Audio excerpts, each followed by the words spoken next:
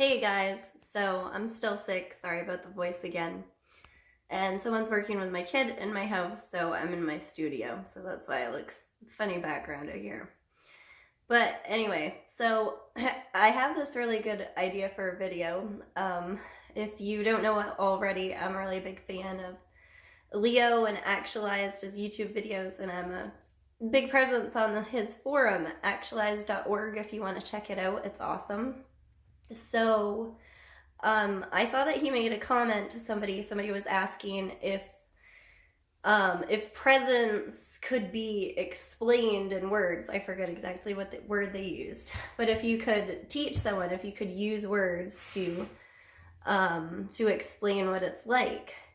And so Leo replied with a comment that can you tell a mule what it's like to be on a roller coaster? And I just thought that was the funniest thing.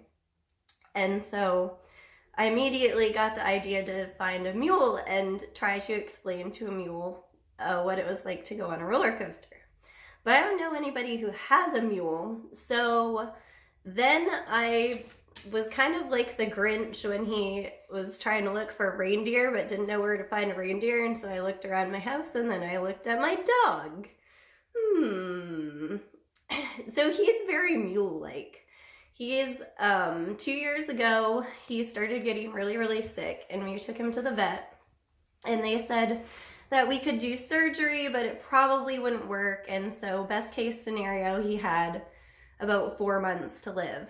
And he got really, really sick and had some episodes where I cried over him and said goodbye, and that has happened several times within the past 2 years, and he always just bounces back and he's still here. He's pretty amazing. But he's got a really big belly and he doesn't like to move very much, and he doesn't feel good a lot of the time.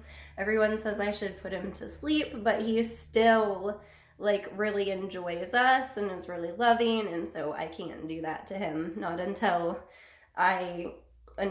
he asks me to. So here we go. I'm gonna explain to him what it's like to go on a roller coaster. So Rocky, do you know what a roller coaster is? No? Well, anyway, there are these things that go up and around and they loop and they make you go really, really fast, and you sit down in seats, and they have them at theme parks and stuff. It's kind of like the time you went on the airplane to come here. No? So anyway, when you go on a roller coaster, you stand in line a really long time, and there's all these smelly people around you in the line. And usually it's really hot out, and you get really annoyed with the people around you, and it takes forever to wait in line to go on the roller coaster. And the whole time your stomach sort of hurts already because you've had nasty food at the amusement park or the carnival or wherever it is. And you feel really, really nervous, and your heart's constricted, and you just kind of like wish that it was over, and other people dragged you to this thing and you don't really want to go on it, but it's supposed to be the most fun thing about this place. You paid a lot of money to go to and drove a long time, so you kind of want to have a fun time, but you're really, really conflicted about it. Rocky, there's nothing to eat over there.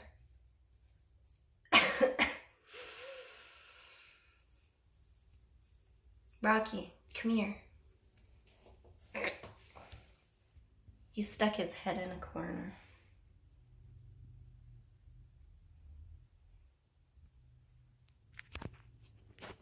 So anyway, Rocky, you wait in line, and eventually you watch all these people go on the roller coaster ahead of you, and you hear their screaming, and you kind of laugh at them, and you think they're stupid for screaming, or they wave their hands in the air, and you think they're stupid for that.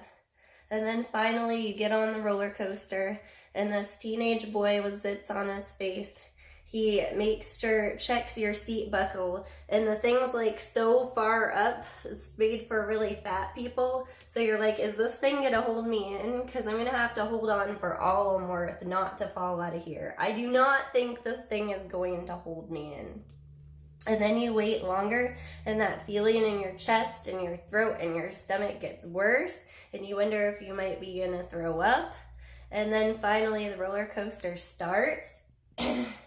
And then you go pretty slow to begin with, and it goes faster and faster, and you go around loops, and they kind of lurch, and they make your stomach hurt, and then you go faster, and you go up a hill, and then it starts getting really, really scary, and you just kind of scream, and you feel a little bit awkward, and then it gets really, really, really scary as you get faster and faster, and then the other people, they're screaming too, and then you just start to laugh, and you enjoy all those people who you're in the line with, and you think that they're really awesome because you're having this shared experience with them.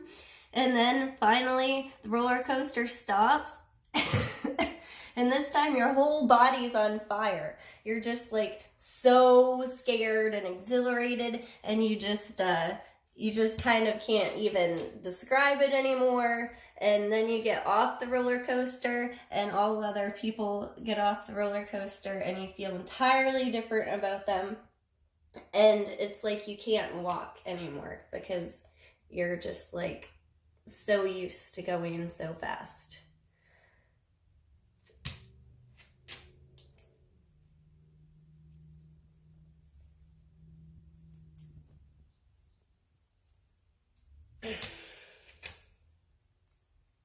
So would you like to go on a roller coaster, Rocky?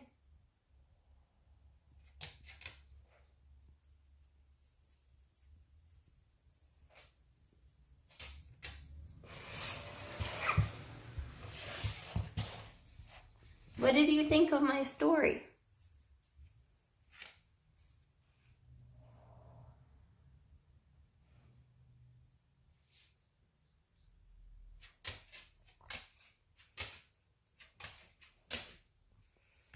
I don't know. I feel better since I got a lot of that roller coaster trauma out, but I think that he was there for me, except for the time he stuck his nose in the corner.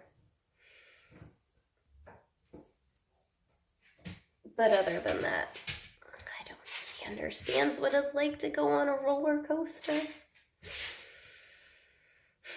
And that's just it. That's why you have to realize that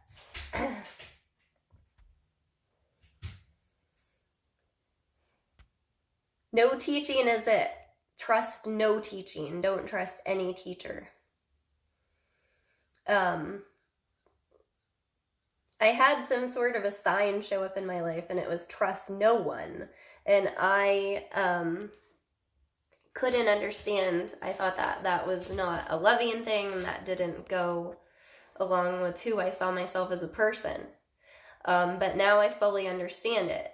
Trust no one, because we are all the whole. The only one you can trust is infinite. And so when you trust another person, or you trust yourself, you're trusting a one. Don't trust a one.